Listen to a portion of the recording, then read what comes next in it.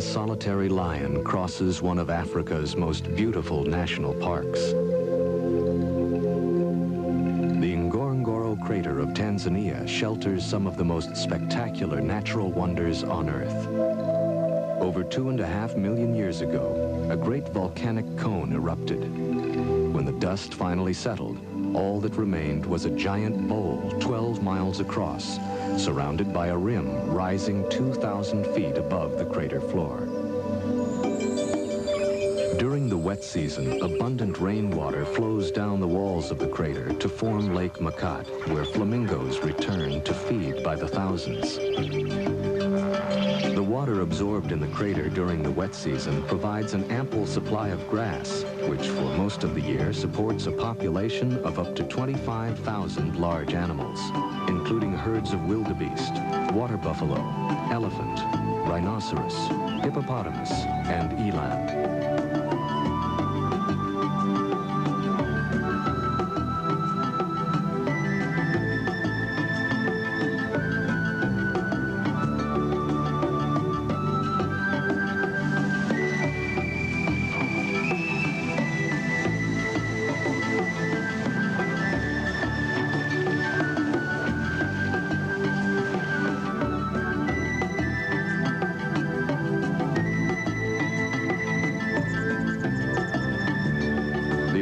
Of grazing animals provides the staple food for carnivores of the crater: jackal, hyenas, cheetah, and lions.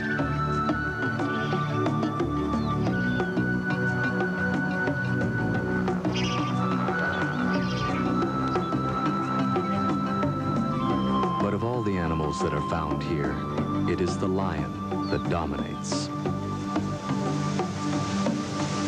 About 80 lions live in family groups, or prides, of 8 or more, spread evenly across the crater. From records kept over the past 20 to 30 years, it is known that the number of lions in the crater has remained about the same. The gestation period of the female lion is about 110 days.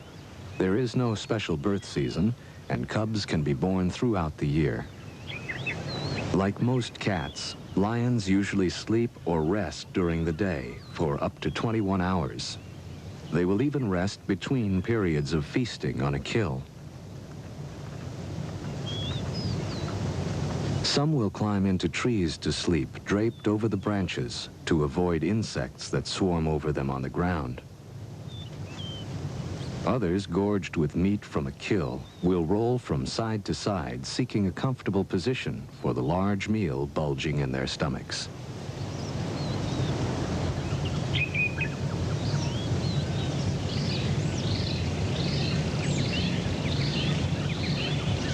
The pride is a complex social structure consisting of from 2 to 20 or more females and their cubs.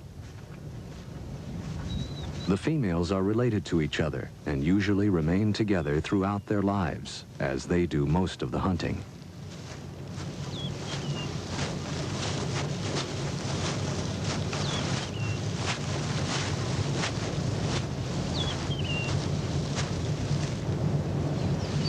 After a meal, the pride gathers, grooming and touching each other and strengthening their family bonds. During rest periods, the cubs stay close to their mothers or other females. Here in the Ngorongoro crater, water is plentiful most of the year. The lions usually drink once a day, in the early morning or after a kill. Male lions are not permanent members of the pride, which may have from 1 to 4 adult males. These may stay in the pride for as long as 6 years, but more often lead a nomadic life, traveling alone or in small groups throughout the crater.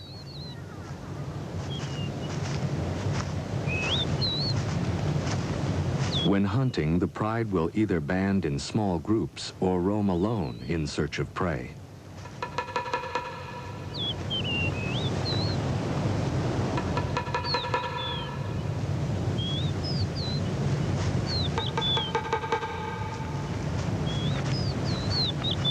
At times, a female with newborn cubs will seek solitary shelter away from the males.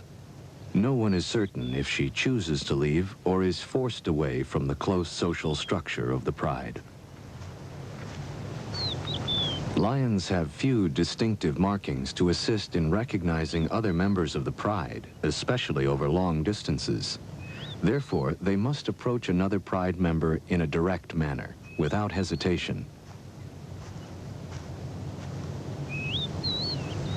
Should an approaching lion of the pride seem unsure of itself, it may be attacked as if it were a stranger. If a lioness is attacked several times, she may become unsure of herself and eventually leave her pride. In this way, the pride remains relatively stable in size.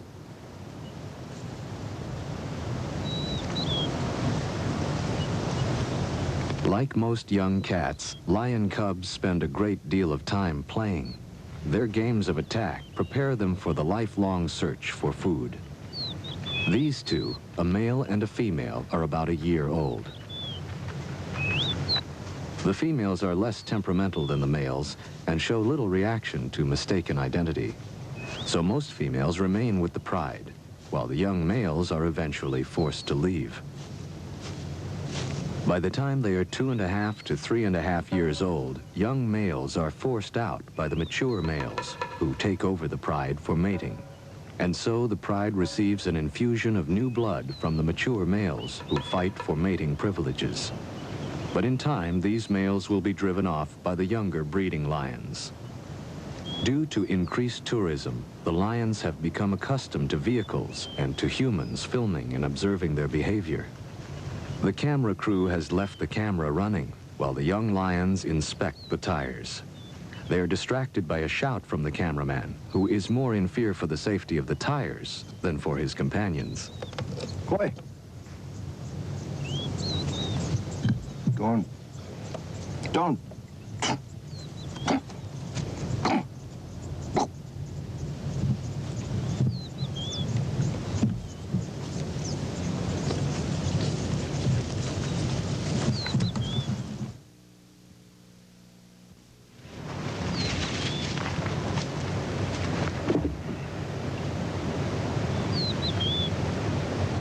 The yearlings return to their mother for comfort and grooming. In a few years, the male yearling may be driven from the pride by an older male seeking to stake a claim. The young male will then spend a few years wandering alone or with other young males. As summer wears on, the great herds of wildebeest range over the crater floor. Grazing in the shimmering heat of the sun, the great herds are one of the main prey of the crater lions. The zebra are safer on the barren plain, but as they move into the taller grass, they are now at risk by the stalking female lions.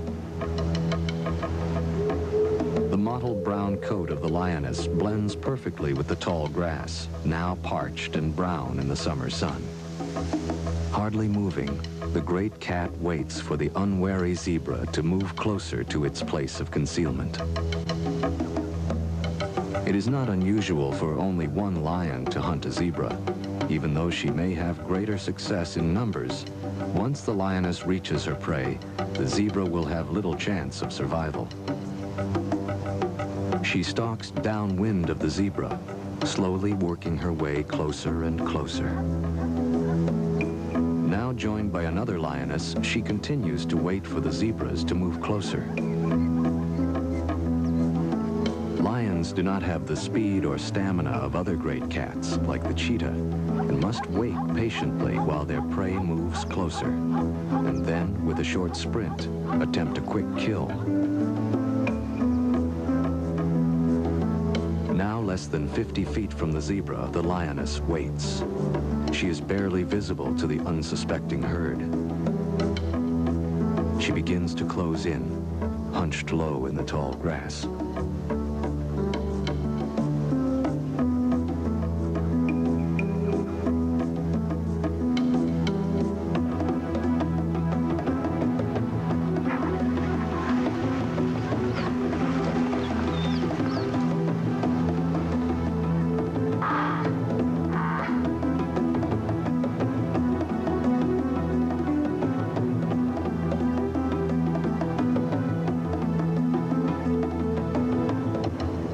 lioness pins the zebra to the ground. The rest of the pride begins to devour the still living zebra.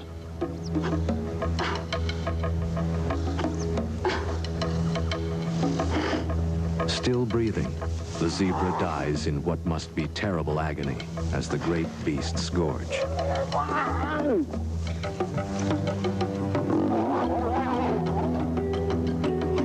Their stomachs filled, the lions clean each other by licking the still fresh blood from each other's muzzles and coats.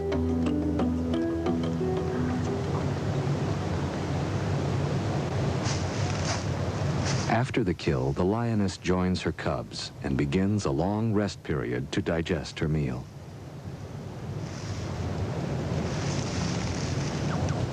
Some miles away, a second pride is preparing to hunt. Lions, like most carnivorous animals, live within a well-defended territory. This territory must contain a source of water and plentiful food, and can encompass from 10 to 100 square miles. In the heart of the territory, the lioness is able to bear her cubs, protected by the other members of the pride. On this day, a water buffalo has been killed near an access road in the crater. Unconcerned by passing tourists' vehicles, the pride runs to the fresh kill.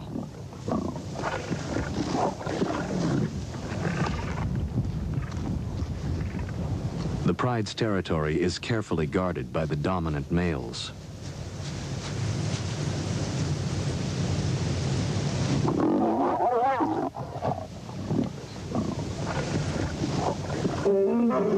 Roaring to alert trespassers, the male rushes forward, bellowing his rage to deter nomadic lions from entering his territory.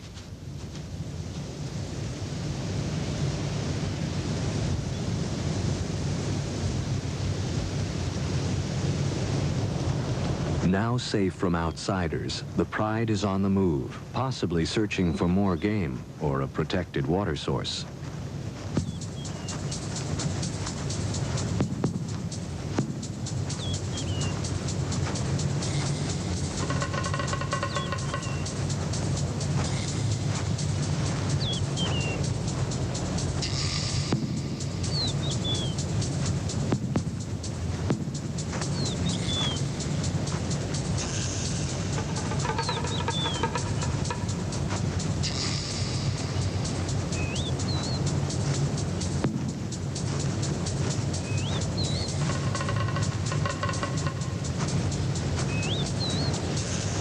This pride has a large concentration of cubs and yearlings. Stretched out along the access road, they seem indifferent to time or distance as they slowly make their way, following the others.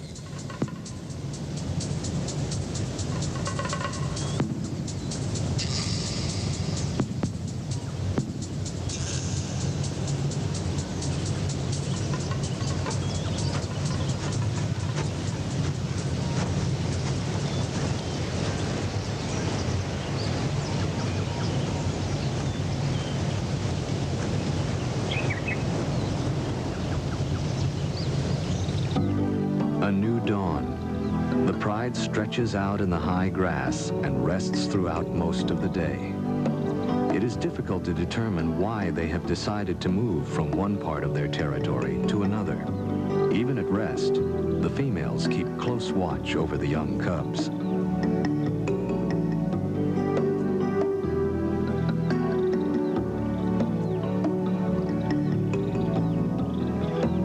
Have a well-defined system of communication. Using body contact, facial movement, and sounds, a lion expresses itself clearly to other members of the pride and to strangers who may try to enter its territory.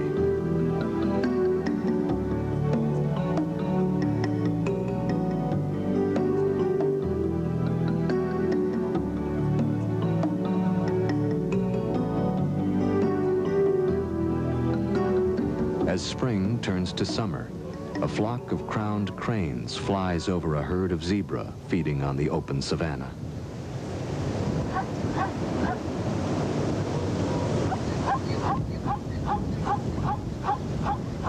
In the marsh, Chicks of the blacksmith plover search for small bugs and then seek shelter in the feathers of their parent.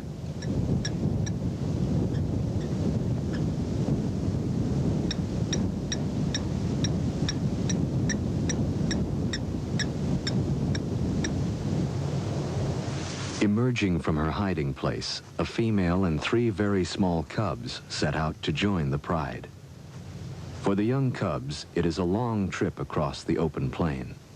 Camouflaged by the long grass, the female usually remains in hiding until her cubs are old enough to walk. Lion cubs are almost helpless when born. Weighing from 2 to 5 pounds at birth, they can barely crawl and do not open their eyes before 1 or 2 weeks. Newborn cubs have a slightly spotted coat, which helps to hide them in the thick grass. This color changes after 3 to 5 months. Sensing that the smallest and weakest cub is falling behind, the lioness gently carries it by the neck across a dry mud bank, while the other 2 cubs scurry to keep up.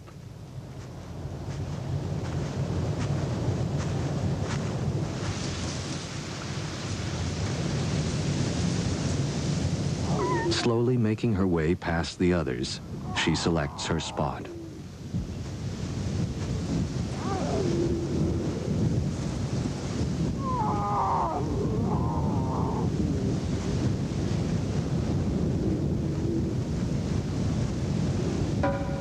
Here she rests while the cubs nurse.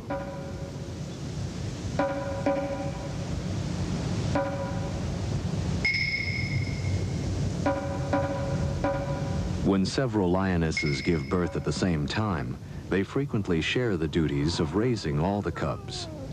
This communal area then becomes the general meeting place for the entire pride.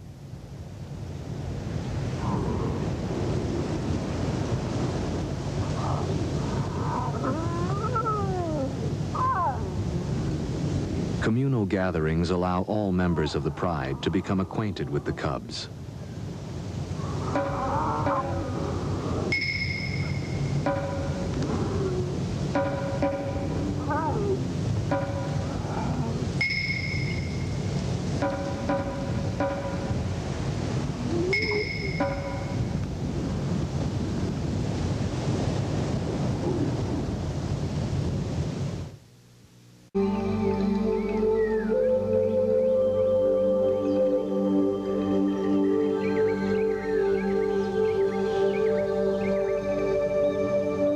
As dawn breaks over the crater rim, a herd of elephants spray dust across their backs to discourage biting insects.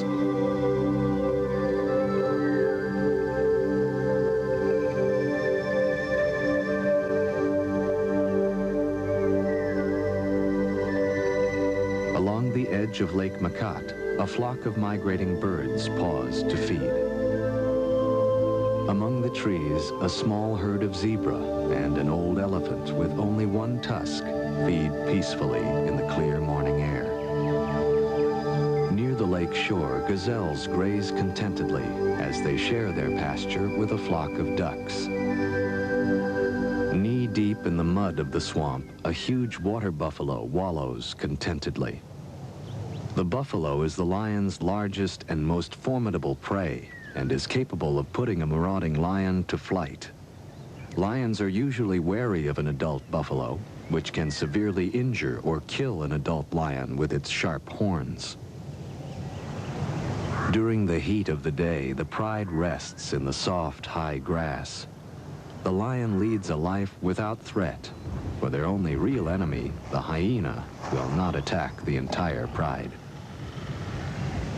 If caught alone on the plain, an adult lion and cubs, or even young adults, can be at great risk from a pack of hyena.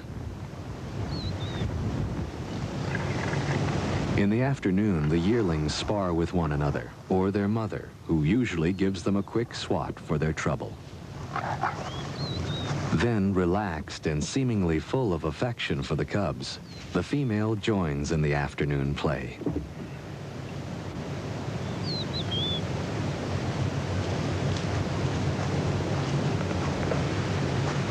A young male and female of the pride also share in mock combat, which helps them sharpen their skills for real attacks as hunting adults.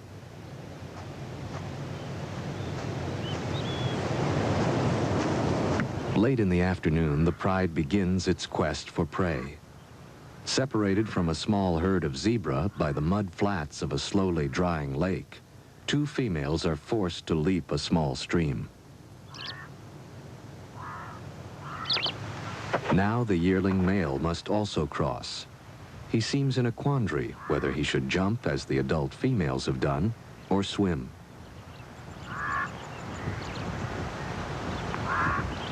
Most cats are excellent swimmers, but they will avoid the water unless it is absolutely necessary.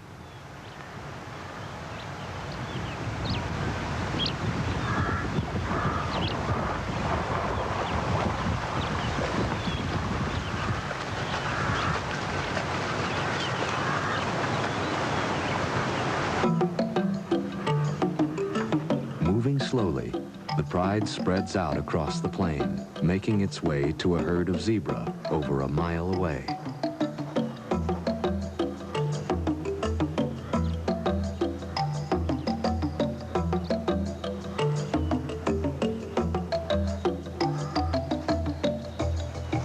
Screened by the high grass, the lions stealthily approach the zebra. With the wind blowing from the zebra toward the lions, the zebra are unaware of the approaching danger. Lions are known to approach their prey from either upwind or downwind.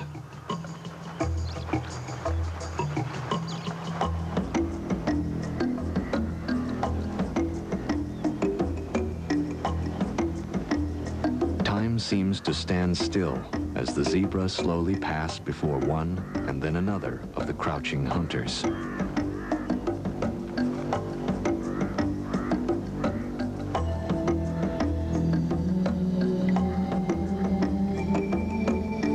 The zebra are crossing this area to graze near a large herd of wildebeest.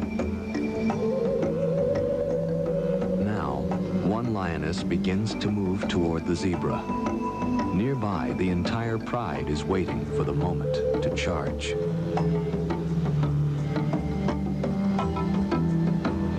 Both wildebeest and zebra now seem to sense the presence of danger and barely move, uncertain from which direction an attack may come. Then, as if spectators at a sporting match, the herd watches as the lion attacks.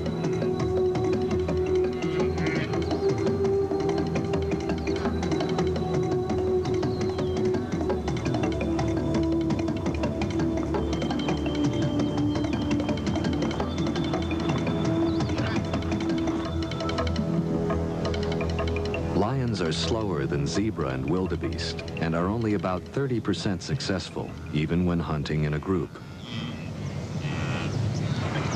After resting, the pride prepares for another attempt. The dominant female heads off in the direction of a large herd of buffalo. Extremely dangerous, the African water buffalo can weigh as much as a ton. The males gather around the periphery of the herd, and the females and calves stay closer to the center. Seldom do one or two lions attempt an attack on a small herd of buffalo, or even on a single member that is feeding alone. But on occasion, whether they are truly hungry or just young lions practicing their hunting skills, such an encounter happens. It is seldom rewarding for the lions. Suspicious, short-tempered, and cunning, the buffalo is a formidable adversary and are extremely aggressive when confronted by a lion.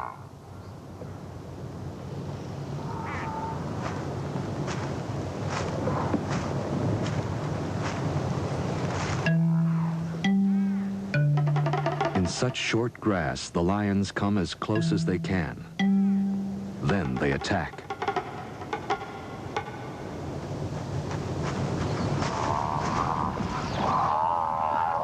The buffalo are quickly outrun by the lions.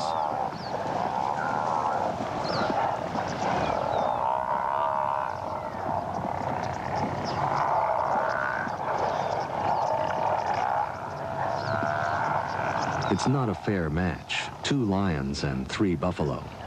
The lions quickly break off when the buffalo turn to confront them.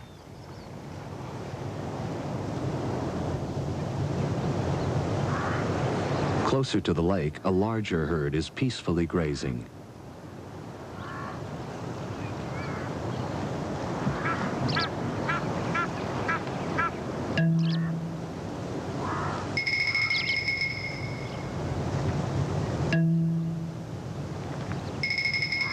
Here the grass is higher, which affords the lion better protection from being seen.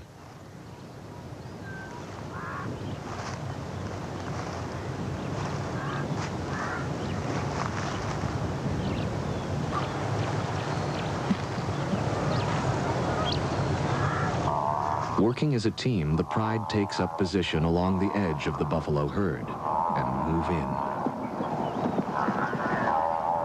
Surprised, the herd bolts, then just as quickly whirl around to face their attackers and counterattack. The buffalo chase after the lions, who are now fleeing for their lives.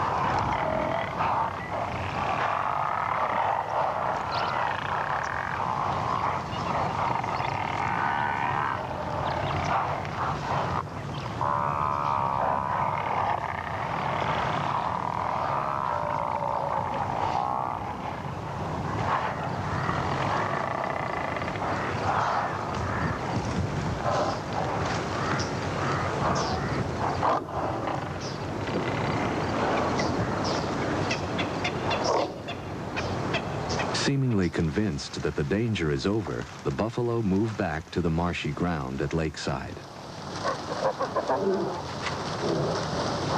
The lions, too, return to a less dangerous task. The lioness and her 2 yearlings, who have taken up sanctuary in a tree, also rejoin the pride.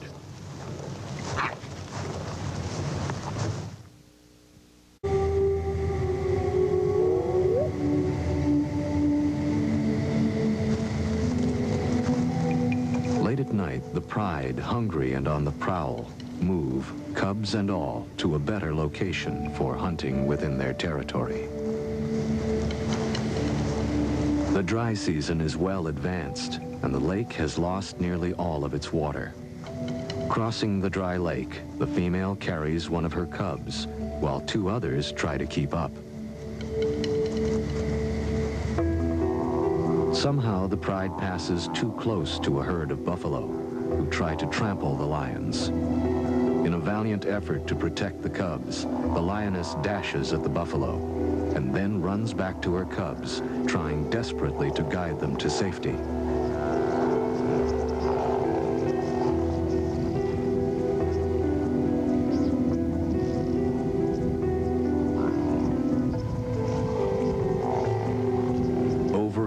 She rushes at the great beasts, but the buffalo will not scatter and continue to charge the lioness and other members of the pride.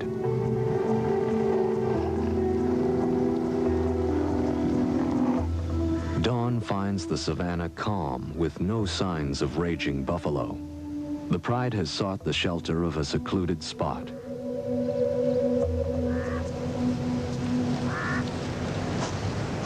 The only animal now in view is the lioness as she searches for her cubs. Time after time she calls, but the cubs have disappeared, trampled by the buffalo herd.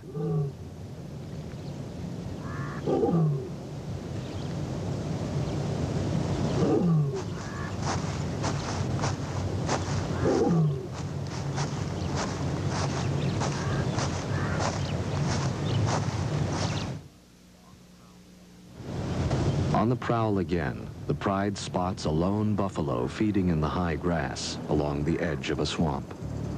Separated from its herd, a single buffalo is still extremely dangerous and must be approached with caution. This large male, with its ear torn from either previous attacks or thorn bushes, is joined by a wattled starling who makes a meal from the ticks that infests the hide of the bull. Deciding to attack, the pride begins to stalk the bull.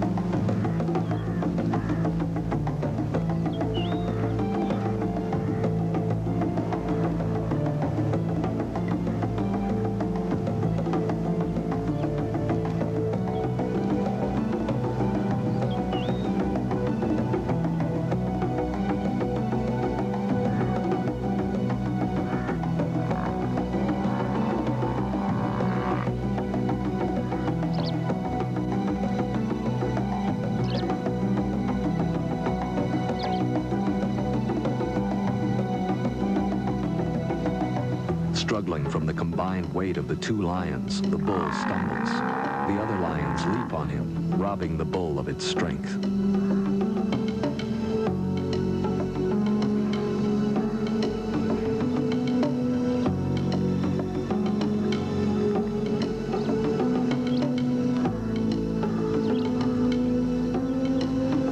A yearling bravely joins the fight and attacks the bull's head.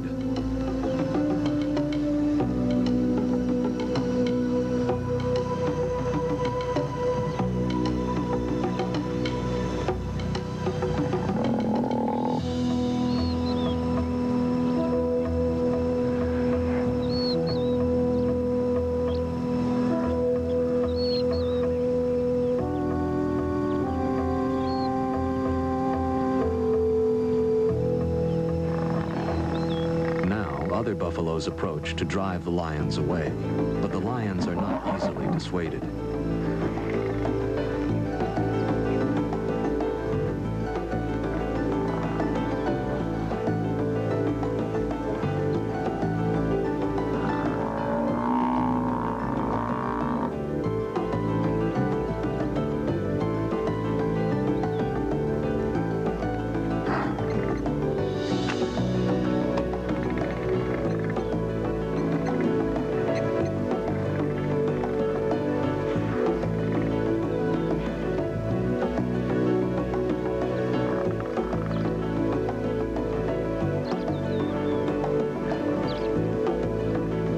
Having drawn blood, the lions continue to pursue the injured bull.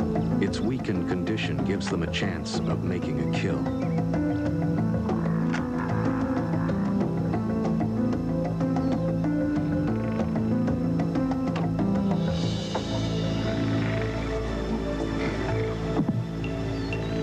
The injured bull seeks refuge in the swamp, but the lions hold their position at the edge of the herd.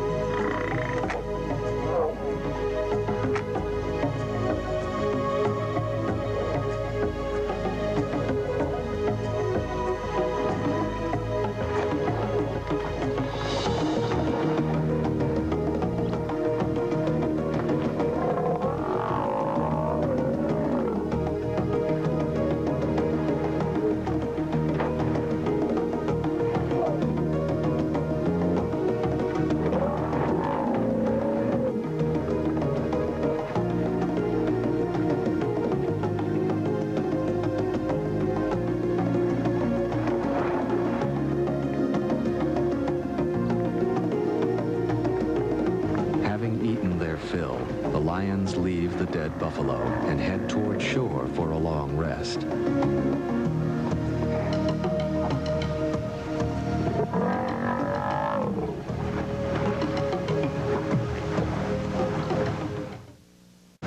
Great clouds begin to build over the crater as the dry season gives way to the wet. Lying at 3 degrees south, just below the equator, the Ngorongoro has only 2 seasons, wet and dry. November is the beginning of the wet, and as the rains fall, the season of renewal begins. Now the entire crater ecosystem absorbs the life-giving moisture, and the parched ground bursts into life. For all of the animals of the crater, it is a time of patient waiting until the rains stop.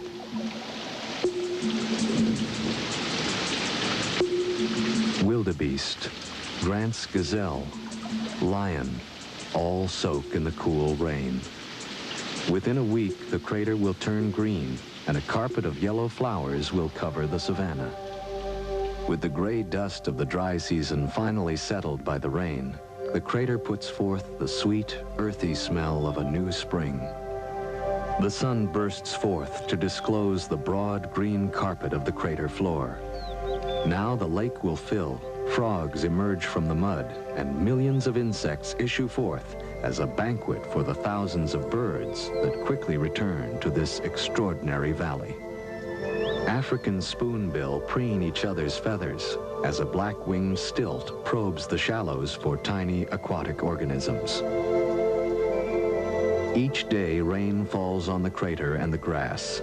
The primary energy source for all animals grows more lush. Tissue paper flowers poke up through the thickening grass, and the herds of wildebeest and zebra graze across the crater floor. A few hours old, the young wildebeest are on their feet and able to run with the herd. Theirs is a cruel world, where speed and agility is the only defense against the lion, hyena, and cheetah. With their umbilical cords still hanging from their stomachs, the young wildebeest cavort, while another newborn, less than an hour old, stays close to its mother's side. Close by, a female and calf share a small stream with a flock of sacred ibis. The female is ever cautious of marauding carnivores. Near the service road that crosses the crater, a female lion with 3 cubs has emerged from hiding and is slowly moving to rejoin the pride. Young cubs like these have bluish-gray eyes for the first few weeks after birth. Then their eyes turn an amber color.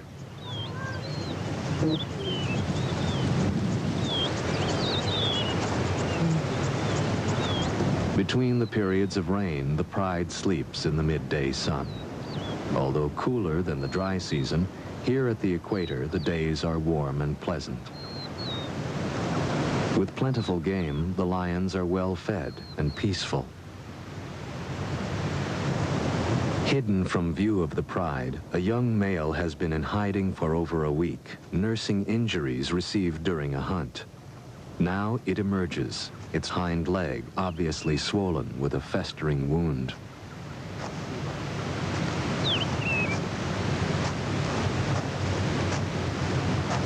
Slowly, it approaches its mother, the lion which has just had the 3 cubs. Although she recognizes him, she is fearful and backs away, not quite sure what is wrong. Lions are very cautious of unusual behavior among the members of the pride, and usually will drive a sick or wounded member away. Another lioness rebuffs the injured male with a cuff of its paw, and then snaps with bared fangs. Then the entire pride moves its location, leaving the young male to fend for itself.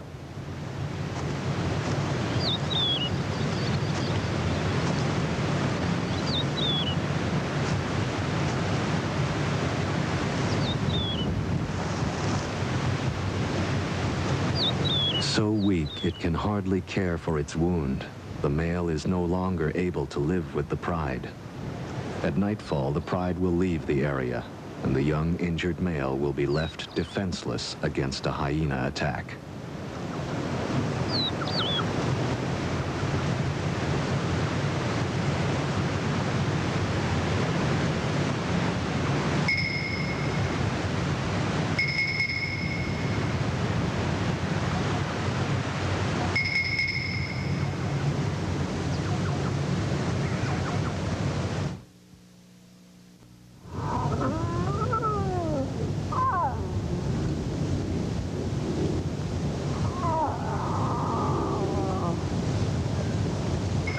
millions of years, the cycle of life has played out in the Ngorongoro crater.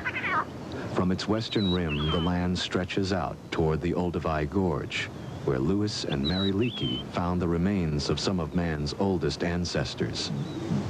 Farther on, at Laetoli, Mary Leakey found footprints that were left in damp volcanic ash some 3,700,000 years ago by two-legged, upright walking primates, or hominids, possibly one of mankind's earliest ancestors. Looking at these prehistoric footprints, one can see where the two creatures, one possibly male and the other a female carrying a baby, had stopped and turned, as if sharing a moment of doubt. Man has shared the planet with animals for only a very short time. Early ancestors of the great cats and other animals of the crater lived in Africa for many millions of years before the emergence of any form of pre-human. Yet, in the last 100 years, man has so altered the environment that thousands of species of animals, birds, fish, reptiles, and plants are extinct. Today, the nations of Africa share a common dilemma. The need for more farmland has reduced the once great herds of wild animals that roam the continent. However, since the end of World War II, much has been done to establish national parks in order to save the remaining unique species in Africa. This is the legacy of the Ngorongoro Conservation Area.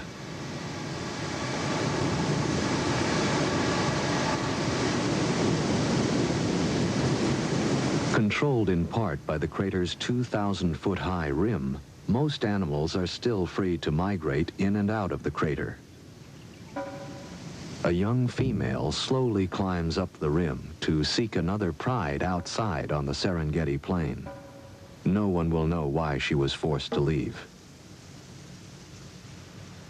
But the life of the crater lions will pass on from one century to another, as long as modern man is aware of their fragile existence and is willing to exercise care. The infinite beauty and variety of the natural world is mankind's greatest treasure.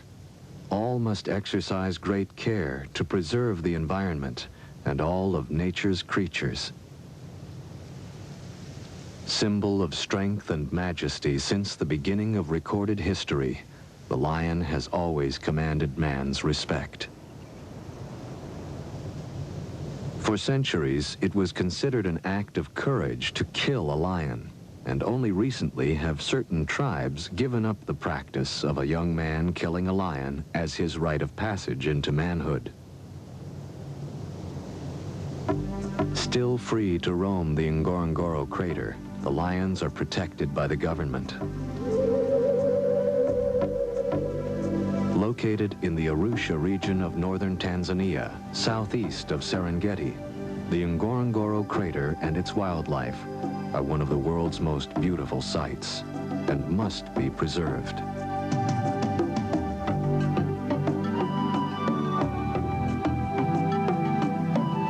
Coming up next on the Discovery Channel, cunning and deadly rattlesnakes search for